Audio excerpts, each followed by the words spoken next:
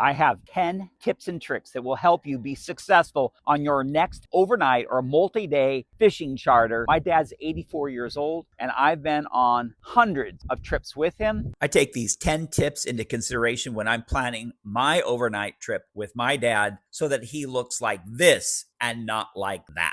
These 10 tips and tricks will help you plan for your next overnight charter trip. Tip number 1, make sure you get there in plenty of time so that you can find parking and comfortably make it to the boat. When you get there, what you have is a hunting permit to try to find a parking spot. And then if you're rushed, you got to carry all your gear from your car all the way to the land. You don't want to be that guy who's racing onto the boat last minute because you couldn't find parking or it took you too long to get your gear out to get to the fishing boat. Get there in plenty of time. All right, here's my second tip. You finally find a parking spot and now you are loaded. You've got not just a little bag like this. You got 2 duffel bags full of stuff, maybe several fishing poles. So here's my second tip. They have fishing carts. Leave your stuff, lock up the car, go find the fishing cart. Most of the fishing carts have a name on it that corresponds to the landing. Fisherman's Landing, they have carts that say Fisherman's Landing. Wheel it on over to your car, pack it full, and then just push it all the way to the fishing boat down the ramp. Your tip 3 is all about the food. Those of you though who are leaving at night, like an overnight charter, which is typically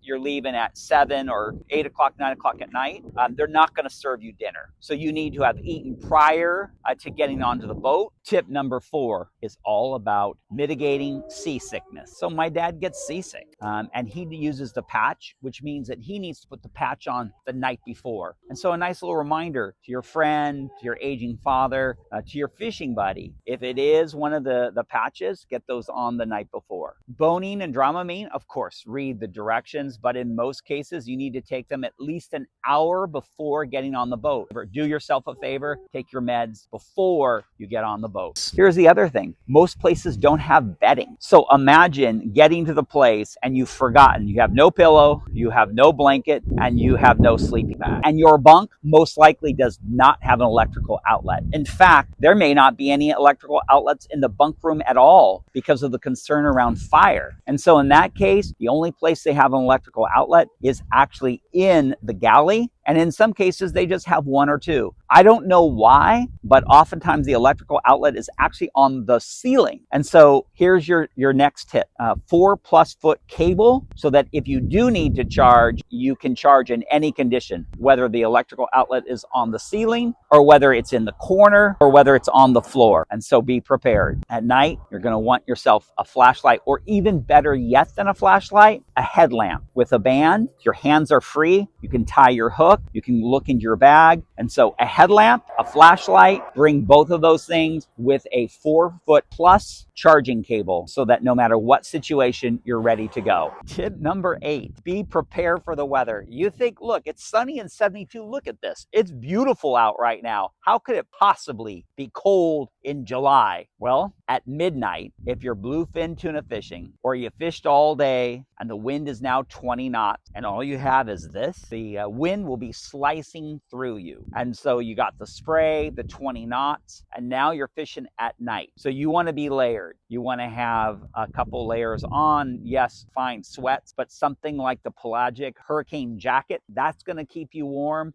with multiple layers on top of that. If you want to shower, you're on an overnight, my suggestion is wait until you get home. But if you're on a multi-day trip, let's say 3 or 4 day trip, you probably want to take a shower at some point. It is slippery. I have literally slipped right on out of the shower under the bathroom floor because there's nothing to hold on to. The showers are small, it's rocking, it's slippery. And so my suggestion, a pair of Alukai flip-flops. They've got traction on the bottom and you're in the shower and you're going to be more secure. In addition, there was one time where I was showering, I get out of the shower and it's a wide open bite. I literally race out of the shower, grab my fishing pole. They got school-sized tuna on up to 35 pounds. And right there in a pair of shorts and flip-flops, I land a 35-pound fish. So fishing footwear matters. The fishing boots, those are great. That's actually what you should be fishing on in an open charter. And as a side bonus, who knows? You too might be racing out of that shower